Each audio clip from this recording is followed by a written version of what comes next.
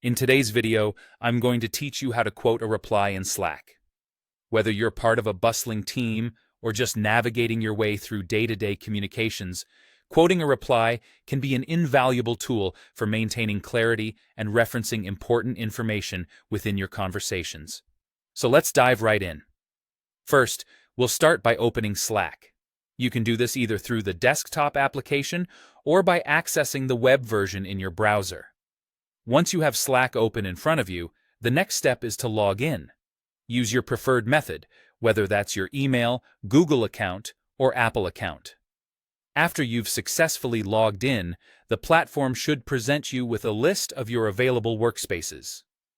Next, select the workspace you're interested in.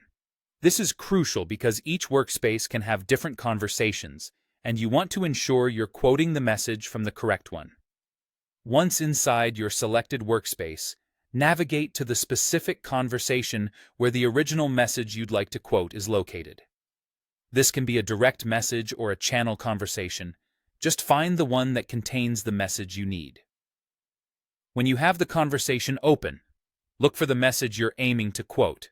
To the right of this message, you'll notice an ellipsis or three-dot icon. Go ahead and click on that. This opens up a menu with various options. From this menu, you will want to select the Copy Link option. By doing so, you're effectively capturing the exact link to that particular message. A useful tip to remember here is that this link directly refers back to the original message, so it's a great way to maintain context when quoting in other conversations.